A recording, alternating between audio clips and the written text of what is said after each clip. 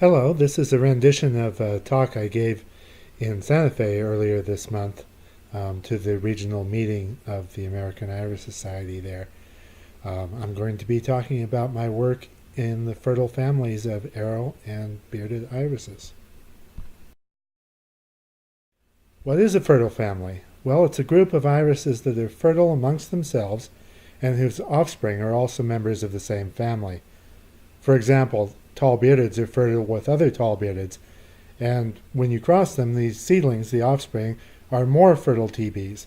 So you can just keep breeding them generation after generation to get the results that you need. Some people have asked, well, what is the point? Who cares whether the seedling is fertile, because it still may be an excellent iris. And that's true if you don't expect to need to go multiple generations to reach your goals. But if you do need to go multiple generations, as most hybridizing projects require, then it's much better to be sure that the seedlings will be fertile and you can continue to work with them. And I'm talking specifically about the tetraploid fertile family, so I wanted to go over quickly what the difference between diploids and tetraploids is.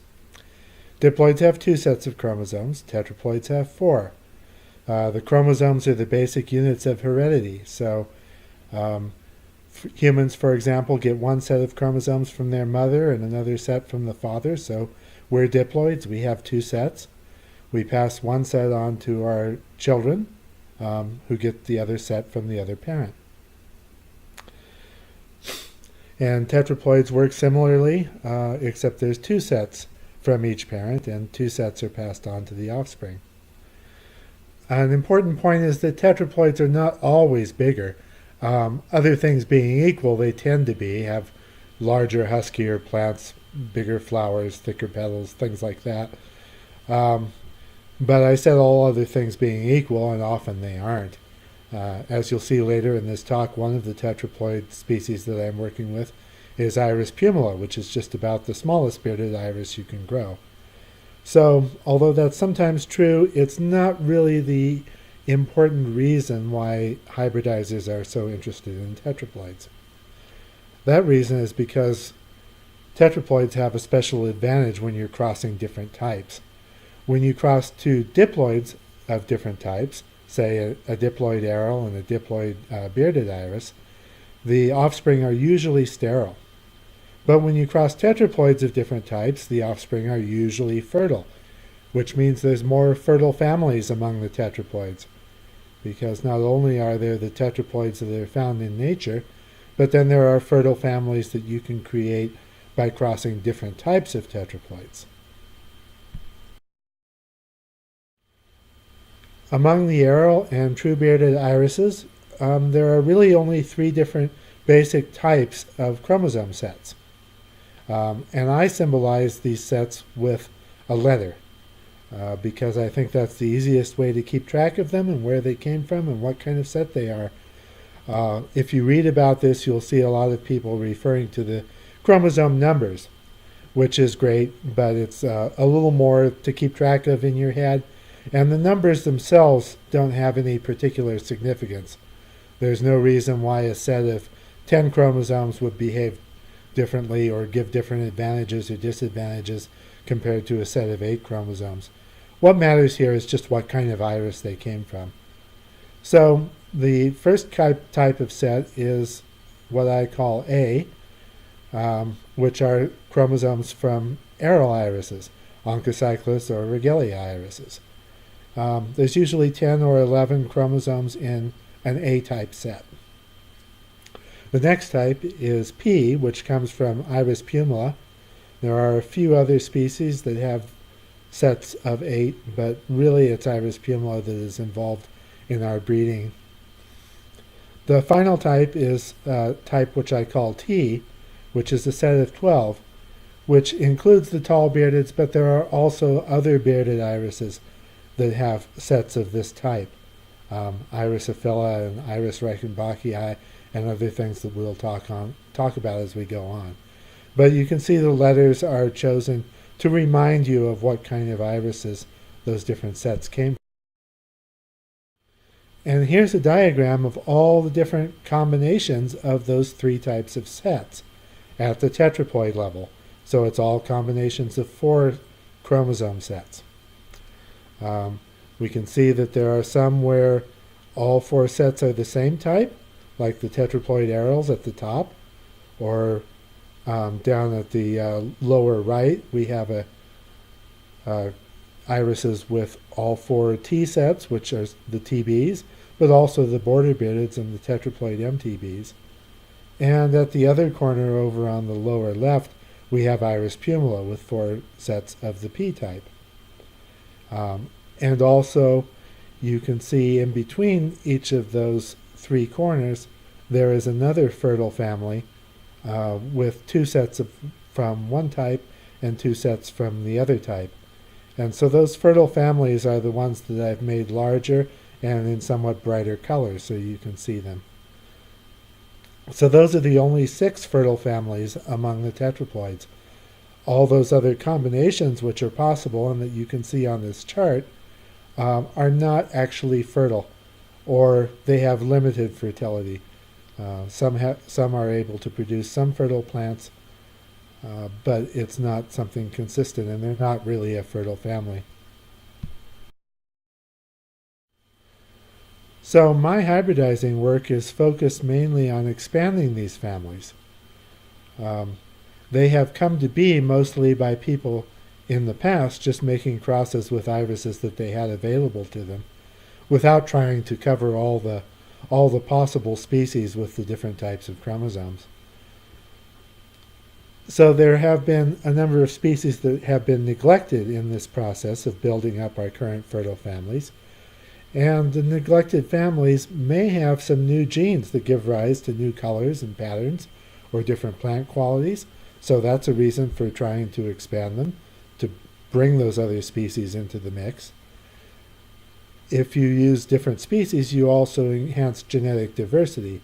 And that goes beyond just having a new color or a pattern, because the more genetic diversity there is in a group of plants, the easier they are to adapt to different conditions, perhaps different environmental conditions, different pests or diseases, and different situations that they find themselves in. Also means that you may get surprises many generations on, just because there are more different genes involved in that family. And it's interesting that often it's been the smaller species of any group that have been neglected in building the fertile families we have today. So I started out just thinking, okay, I want to use the species that haven't been used so much. But then I realized that the consequence of this was that, in fact, I was bringing in species that would make each one of these families include smaller members as well as the larger ones that they have today. So that leads to the title of my talk, which is Making Everything Smaller. Here's our diagram again. The first family I'm going to focus on here in this corner, the TT family, which is the tall beardeds, border beardeds, tetraploid MTBs, and some other small bearded species, which we'll see in a minute. So here's what summary of that family. They have 48 chromosomes, that's 4 sets of 12.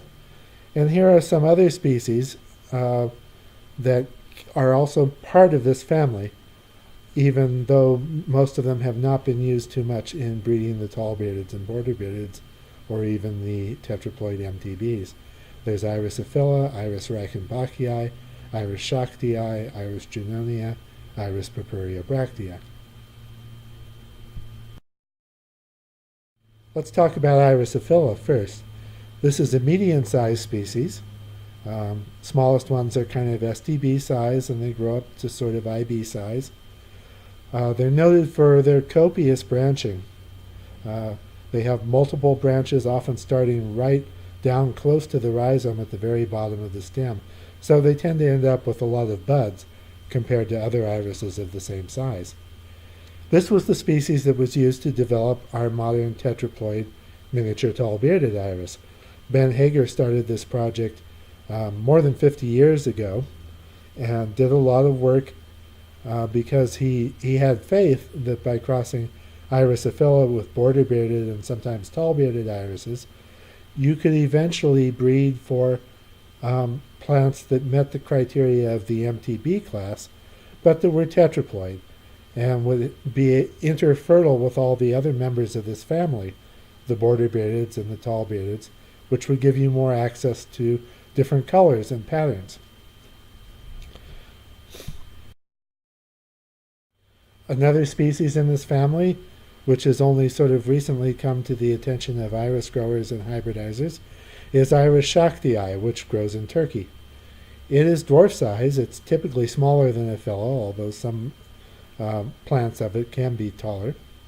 It has some branching, and it also has these taller relatives from Turkey, Iris junonia and Iris purpurea bractea.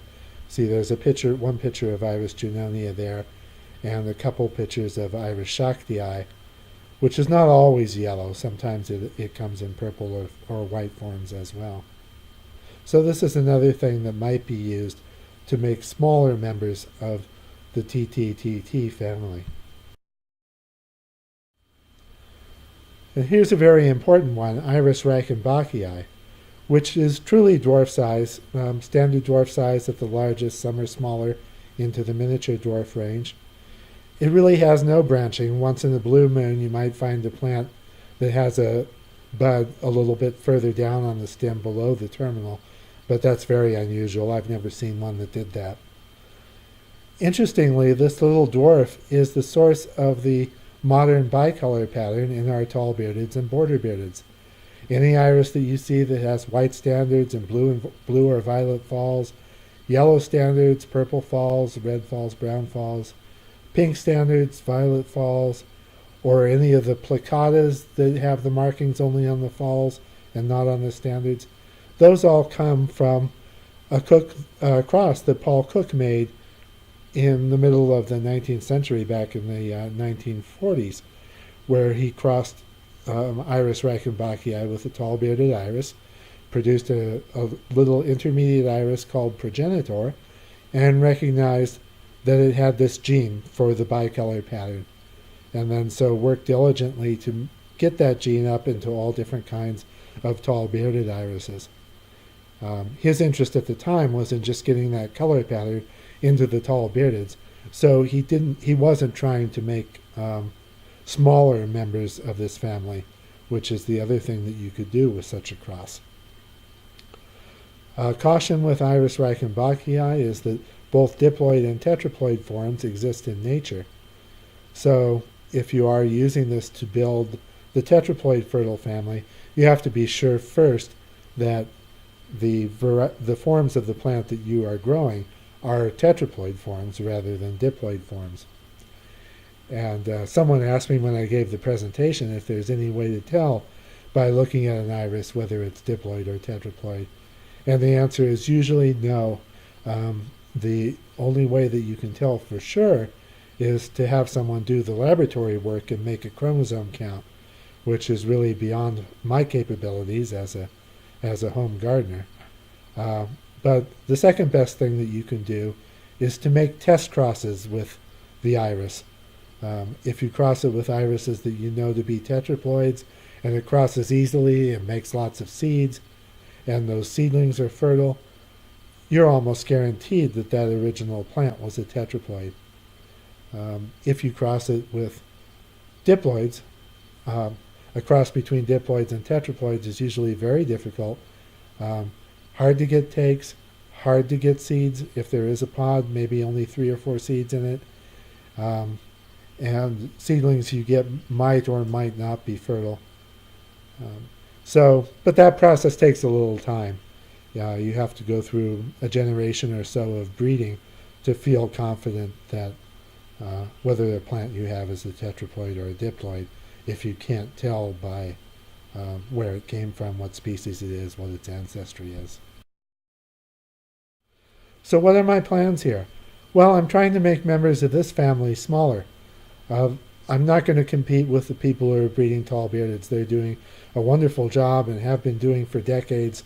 and are way ahead of me with anything that I could possibly hope to accomplish in my backyard. So I'll leave that to them and work on using these other smaller species to make smaller members of this category. So I'm going to use Iris reichenbachii, Iris schachtii, and the smaller aphilas with border beardeds and tetraploid miniature tall beardeds to see if I can produce even smaller, daintier members of this family. I'm not working too much with the larger aphilas. There's a lot of people who have been using them also because, as I mentioned earlier, the tetraploid MTB lines are all aphila based, so there's still a lot of people using that species. I'm more interested in the really small ones, the reichenbachii and schachtii, and seeing what they have to contribute. First thing, of course, to follow these plans, we need to find a tetraploid reichenbachii, make sure that we have one to use. I may also use Junonia and Purpurea bractea, although they're a little larger than what I'm interested in. They are species that have not been used much, so it may be interesting to experiment with them and see if they have anything to contribute. And of course, I am going to use the modern BBs and MTBs because they have a lot of variety in color and pattern, and also, of course, have modern-looking flowers with ruffles and good substance and good form and all that. And finally, putting all these different parents into the mix, once I start to get seedlings from these plants, I'll be selecting for small-sized plants with attractive and varied kinds of flowers. What have I done so far? Iris schachtii has bloomed several years for me, but I've not been able to make any successful crosses or get seedlings from it, mostly because of weather. It tends to open up in the middle of a hailstorm or a deep freeze that kills everything. But I have hopes that in the future I'll be able to have something to show for working with Iris schachtii. Iris reichenbachii has turned out to be very, very productive for me so far. I have one plant from Mount Vincos that really seems to be a tetraploid based on test crosses I've made with it. Crosses readily with other tetraploids. And I'll be seeing some seedlings from it next spring. Crossing it with Iris aphila, crossing it with a seedling from Cindy Rust, which is aphila and tall bearded based, and crossing it with an iris called Saucy, which is one of Jim and Vicki Craig's medians from tetraploid MTB kind of breeding. I have other reichenbachii clones that I'm testing, hoping to find other tetraploids among them, and I'm still waiting to try Junonia and Purpurea bractea. Okay, next is Pumila down here in the corner. So this is Iris pumila and garden cultivars that are pure Iris pumila in their ancestry. So this includes some miniature dwarf bearded iris and some irises registered in the spec or species category. It has 32 chromosomes, which is 4 sets of 8. And Iris pumila is really the only species in this category, unless you regard some of the variants as separate species. And here you see some named varieties of Iris pumila. It comes in all different colors. The ground color can be white or cream or yellow or blue or violet, and it almost always has a spot on the falls, which can be darker blue, violet, brown, ochre, purple, reddish, all sorts of combinations there. Delightfully varied in terms of its colors and patterns. It is really tiny, only 3 to 4 inches tall. No branching, only one bud in the terminal. And it has almost no stalk. Sometimes you can see a little bit of stalk between the rhizome and the ovary, but usually it looks like the ovary is just sitting right on top of the rhizome. And it is quite cold hardy. It grows in high elevation locations in Central Europe. So think of Austria, Hungary, the Ukraine. even the Caucasus Mountains areas, places like this.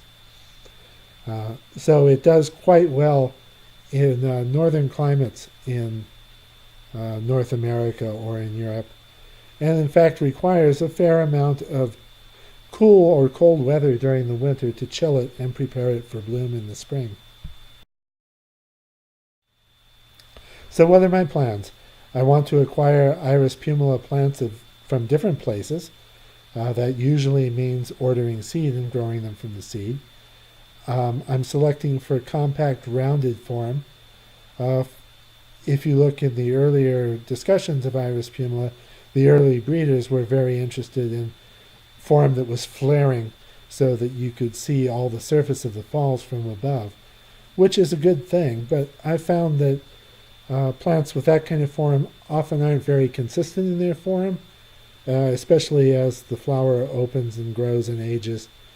Some petals will flare, others will kind of tuck. So I kind of want this uniformity of the compact little pagoda shape. And of course select for durability and persistence in the garden. That's easy because if it dies I can't use it for hybridizing in the future. And keep my eyes open for novel colors or patterns when they come up. And actually I've had fair progress with this fertile family, with Iris pumila. I'm able to grow lots of new seedlings each year. They cross easily, the seeds are fertile, they germinate. And so I have some promising seedlings here with rounded form and strong color. You can see some examples there. This one in the center gives you an idea of how small Iris pumila is. These are 4 stalks sitting in a tiny shot glass without being crowded at all. Okay, what's next? This family down here at the bottom center. 2 chromosomes from pumila, 2 chromosomes from tall-bearded, PPTT. So some familiar examples of this family. This is where all of our SDBs, with 1 or 2 exceptions that you'll probably never encounter, all SDBs are PPTT. And so are most of our contemporary miniature dwarfs, because most of the ones that are being introduced today come from breeding with SDBs and just happen to fall below the height limit of the SDB class. How did this come about? In the 1930s, Robert Schreiner imported the first true Iris pumila into the United States, and that was the first time that breeders here and also in Western Europe had had access to that species to use for their breeding. So as he grew these plants and spread them around to other breeders, eventually Paul Cook and Geddes Douglas crossed Iris pumila with the tall-bearded irises and produced the very first examples of what we now call the standard dwarfs, the SDBs. So these have 2 sets of 8 chromosomes from pumila, 2 sets of 12 chromosomes from the tall-bearded, with a total of 40 chromosomes. And all of our SDBs today have come from breeding with those initial kind of crosses. There are some other species, though, that happen to have the same chromosome configuration. There's Iris lutescens, Iris subbiflora, and Iris bicapitata. The last 2 are very closely related to Iris lutescens. You can think of them as variations of lutescens that grow in different geographical areas.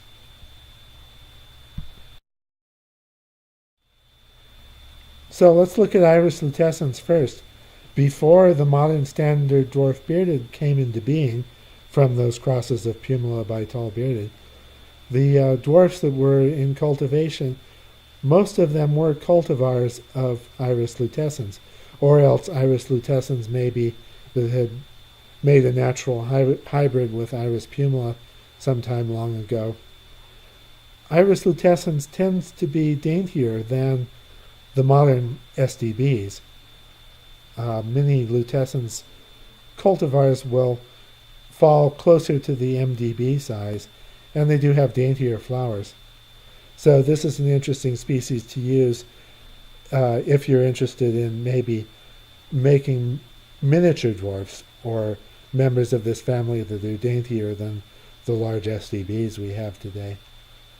And as I said before, Iris subbiflora and Iris bicapitata are close relatives.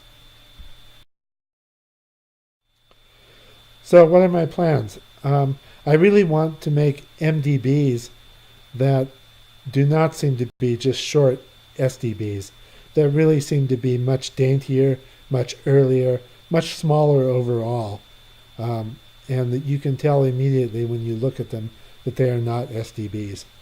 So I'm going to start by using the smallest of the modern MDBs that we have available, and Iris lutescens, the species I just discussed, including some historical cultivars that come from that species. And I want to expand the family by crossing Iris pumila with the small members of the TTTT family, such as Iris aphylla, Iris reichenbachii, Iris schachtii, and MTBs, the ones I talked about a while back in this presentation. This is a nice thing about this family because I'm not limited to the species that have this chromosome configuration in nature. By crossing pumila with any member of the TTT family, you get another member of this fertile family that's part of the fertile family with the standard dwarfs. So I'll also be trying Iris subbiflora, Iris bicapitata, and I want to select for earliness and daintiness. As I said, I'm really interested in MDB irises that can instantly be told from SDBs, and that you know that they're small, they're early, they're dainty, they're a different kind of iris, a different type. Actually, I've had fair progress so far, considering I've only been doing this for 5 or 6 years. I do have a seedling from Iris aphylla by Iris pumila. You can see it in the picture there. One of the fun things about this cross, and also what I've seen other crosses where Iris aphylla is involved, is that even though because it has Iris pumila heritage, it tends to be very small, very definitely a miniature dwarf in size, 4 or 5 inches tall, it has the aphylla branching. So you actually have 2 branches coming out right at the base of the stalk, and each branch will have 2 buds in the terminal. And instead of opening all at once and being smashed together, they open 1, 2, 3, 4. So on this little tiny stalk, you get a succession of 4 blooms, all of which are up out of the foliage like a terminal bloom would be. So that's kind of nice, and I think there's some potential there as a quality that would be desirable in MDBs. I also have some crosses of the standard dwarf bearded iris Kaching with Iris subbiflora. Couple bloom this year. I expect a lot of them to bloom next spring. You see a picture there. This is really quite small. It's miniature dwarf size. You can see that one has a nice cranberry color. And I have more to come this year. I crossed the miniature dwarf tic-tac-toe with Iris pumila. It actually bloomed this fall 3 times on an off-season bloom. It had never bloomed in the spring. And it's showing a sort of a stalk pattern similar to that that you saw here in the aphylla bipumilus seedling I have. So that'll be interesting to see it and its siblings next spring and see what they have to offer. And I even have some seedlings from Iris reichenbachii by Iris pumila coming along to bloom next year. And that should be really exciting because Iris reichenbachii is really the smallest of the TTTT family. So this should give us the best potential for really small miniature dwarf size PPTT irises. Next, I'm going to be turning to the arils and arilbreds. Up at the top is the tetraploid arils first. So there are a number of these. Most of the pure arils that people are used to seeing are diploids. They're either pure oncocyclists or they're regiliocyclists that are crosses of regilias and oncos, and both of those types are usually diploid. However, there are some tetraploids. There are 2 regalia species that are natural tetraploids, and there have also been some tetraploid regiliocyclus irises produced. In chromosome counts, these have 40 to 44, 4 sets of 10 or 11. The regalias have sets of 11, so most of these are 44 or maybe 42. And the species that we can use are the regalia species Iris stolonifera, Iris hugiana.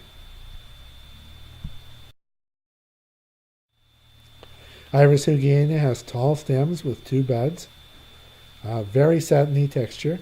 W.R. Dykes thought this was the most beautiful iris he had ever seen, largely because of that texture and because of the wide, nice, large petals, which at that time was kind of unusual. The tall beardeds, back when he was writing in the 1910s and 1920s, were kind of strappy and narrow looking. And it has a self color, usually violet or blue, sometimes white. Iris stolonifera is similar, tall stems, 2 buds. It is, however, brown-toned and veined, and it has narrow, often ruffled petals, and this kind of really open, exuberant form that you see there. And both of these that I have pictures of here are pure Iris stolonifera, and yet you can see how different the flowers are. So what are my plans? Well, I can intercross the tetraploids that already exist to make more, or I can try to expand this family by crossing the tetraploids with the diploid, Oncocyclus iris, in the hope of getting a chance tetraploid from that kind of cross that has more Oncocyclus characteristics. As I said, crosses between diploids and tetraploids are difficult, don't produce many seeds, but it's worth trying if it's the only way to get the genes you want into the tetraploid family. Progress, none. And the reason for that is pretty simple. When the tetraploid arils bloom, my priority is really to cross them with the bearded irises, Iris pumila or the small TTTT types, rather than each other. I have made some crosses with the diploid oncos, but haven't bloomed any seedlings yet. This is kind of difficult. I haven't really mastered the technique of raising pure aril seedlings from seed. They tend to want to go dormant during their first summer, and you may never see them after they do that. Arilbreds. The AATT family is 2 sets of aril chromosomes, 2 sets of tall bearded chromosomes, and this is where most of our fertile arilbreds are. So the irises that we call half aril or CG white type arilbreds that the Aril Society classifies either as OB, OGB, or RB without a plus or minus attached to them are half aril, and they tend to be fertile. The number of chromosomes is 44 to 46 because they have 2 sets of 10 or 11 from the aril ancestry and 2 sets of 12 from the tall bearded ancestry. So here are some typical examples, some recent introductions from Rick Tasco, and an older one called Stars Over Chicago from Henry Danielson, which I'm showing here because its aril ancestry is entirely regalia. And these regalia breds have this nice, often have this nice color pattern where there's sort of electric blue in the center of the falls and yellow or tan around the edges. Another member of this family, which is a little different, is the Anacrusis line produced by Harald Mattes in Germany. They have the same chromosome composition, 2 aril sets and 2 TT sets, But those TT sets include sets from dwarf bearded ancestry, in particular a species called Iris suaveolens. Aril Mathis produced these using colchicine for chromosome doubling to get the original plants. So they have this dwarf ancestry, which means that these are actually fertile arilbred medians. They're about 20 to 24 inches in height. And so they're interesting if you want members of this arilbred fertile family that also have some dwarf ancestry on the bearded side. So what are my plans? I want to make fertile arilbred medians. I love arilbred medians. Have been frustrated that the usual way of producing them, which is crossing an STB with an arilbred, produces sterile plants. I want fertile ones so that they can be line bred and developed to their full potential.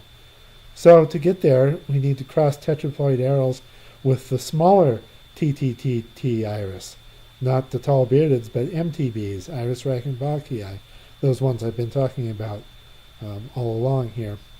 And then, of course, you can also use the anacrusis line because that has some dwarf ancestry in it too. I might also want to just try regalia breds from crossing the regalia species with TBs or BBs just to see what those look like. Progress. Well, I thought I had progress, but it turned out to be a mistake.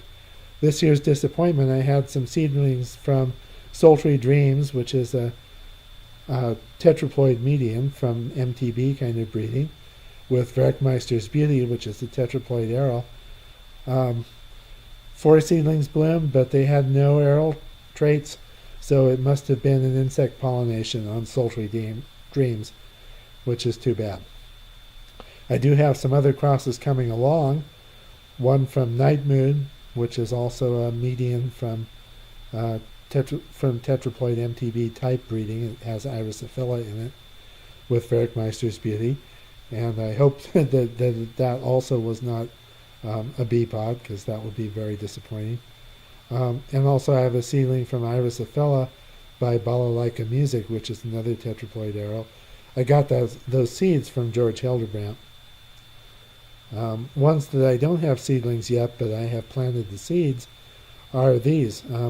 Dunshambe by Reichenbachii, Stolonifera by Reichenbachii, Werkmeister's Beauty by Reichenbachii, and Nightmood by Stolonifera. And you notice that the first 3 of these have the tetraploid aril as the pod parent, so I'm less likely to get messed up with bee pods that way. They should at least show that aril ancestry, but we will see. Now the final AAPP. These are what we call aril plums, because they come from crossing arils with Iris pumila. And this was really my first love, my first reason for getting into hybridizing these families. There have been very, very few of these produced, and we know that they ought to make a fertile family. It ought to be something that we could produce hundreds of and breed for generations and get everything we can imagine out of here. But there's just been very, very little work to date. So this is a wide open field where somebody could really make a difference in the future of garden irises. They have 36 to 38 chromosomes, 2 sets of 8 from pumila, 2 sets of 10 or 11 from their aril parent. And there you see Aladdin's Gem and Topaz Talisman. Aladdin Gem has mostly Onchocyclus ancestry. Topaz Talisman has entirely Regalia ancestry. And you can see the difference. And look at these. They're both miniature dwarf height, and yet so strongly aril looking. They're just not like anything else. What do I want? Fertile arilbred dwarfs. And we can really call these arilbred dwarfs, not arilbred medians. My plans are to cross the tetraploid arils with Iris pumila as much as possible, because that's the basic way to get plants in this family.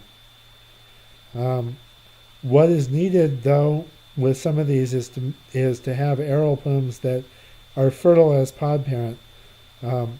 Aladdin's Gem and an earlier one called Barbarella were both very fertile, but only as pollen parent, which makes it hard to continue the line if those are the only ones you're working with. I'm not sure about Topaz Talisman yet. Haven't tried it enough to know for sure. But it occurs to me that it might also be worthwhile trying indirect routes besides the tetraploid aril by Pumila cross. You can get unbalanced tetraploids that, if they show any fertility at all, might produce aril plumes, members of this fertile family, among their seedlings. For example, I have these 3 siblings here from crossing Aztec Prince, which is an arilbred, not a pure tetraploid aril, with Iris pumila. And they look a lot like you would expect an aril plum to look. Strong aril characteristics, very small plants. No fertility yet amongst these, but it's probably worthwhile trying to cross them with the aril plums we have, in the hopes that they'll get lucky and have aril plum seedlings from that kind of cross. Progress to date. This is really slow and frustrating work. What do these numbers mean? I've been working for 6 years. I've made 365 pollinations, obtained 525 seeds, which sounds like a lot, but look, that's less than 2 per pollination. And right now I have 4 seedlings that I believe are aril plum seedlings. They haven't bloomed yet. I had a disappointment this spring when I had some from Royal Wonder by Tajiki Bandit, and they bloomed and showed no aril traits. That doesn't really surprise me because this cross was using the pumila as the pod parent, which, since the pumilas bloomed much earlier than the arils, I used aril pollen that was frozen from the year before, and didn't really have high hopes that that would be true. But still, I was hoping that maybe I would see an aril plum from this group of seedlings, and there wasn't one yet. But I do have crosses coming along from Merlin's Magic by Royal Wonder, Tajiki Bandit by Sudden Butterflies, Merlin's Magic by an Armenian pumila, and Iris pumila by Stolonifera. Note again, the first 3 of these have the aril as the pod parent, so I'm more hopeful about those crosses being true. And lots of seeds from the last 2 years. Again, I get a fair number of seeds every year because I make lots and lots of these crosses. So there's hope that if I'm persistent, I'll get a few of these, including maybe some that are pod fertile and can really get going on this family. So, to close, one thing that's been apparent is that really there are lots of obstacles. It's difficult to get a lot of these plants. When I was growing irises earlier, there seemed to be always 1 or 2 iris specialists that had a lot of bearded species that they would list and sell. That's not true anymore. It's getting harder to find the species. Compatibility is a problem. Even though I'm working in the fertile families, which means that the seedlings I'm trying to get should be fertile, that doesn't mean that the initial crosses themselves are easy to make. When you're crossing 2 irises of very different type, those can be very hard crosses to make. You can make lots of pollinations and not get very many seeds. And if you do get seeds, germination may be a problem. The wild irises, the species, tend not to germinate the first year like garden irises do. The wild ones have this sort of survival strategy of only a few sprouting every year. So that can be a test of patience, is holding on to those species seeds or other seeds from wide crosses for 2, 3, even 4 or 5 years to get the seedlings that you want. And of course, I've had my share of gardening disasters. One year I planted out 200 or 300 seedlings, and grasshoppers came and killed every last one of them. So that entire year's work was a complete loss. Also, I've had trouble with the weather here. I live in a place where spring comes on early, but we almost always get a really deep, killing frost sometime in the midst of iris bloom season. So some years I don't get any arilbreds. Some years I don't get any tetraploid medians. So that can be a real challenge. Also having trouble just learning how to garden in this location, getting my watering systems to work, all those kind of things. But on the bright side, if you don't get many seedlings, that means it's easy to do in a small garden. I have a small backyard garden. I can't grow the thousands of seedlings that commercial hybridizers grow. So all these crosses are only giving me 100 or 200 seedlings a year, and I have a place for them. I can take care of them. Good to do. Also, I've learned so much doing this. I've learned an awful lot about the different species iris that I didn't know when I started, and certainly learned how the things interact when you're hybridizing, which has been really, really fun and educational. And I get the satisfaction of feeling that I'm really opening new territory. I'm not doing the same kind of hybridizing that other people have done, and I'm using species that mostly haven't been used before. So that's kind of neat. I feel like the first one to go over the mountain into a new valley. Probably not the first in a literal sense. I know other people have done a lot of these kinds of things in the past. But still, it feels very exciting because you just don't see many crosses like this being made by other people. And finally, of course, I'm learning these wonderful virtues that all of us could probably do with more of. I'm learning to be patient. I'm learning to accept what happens, and I'm learning to persist to get my goals. So you get a bit philosophical, and maybe that's a good thing.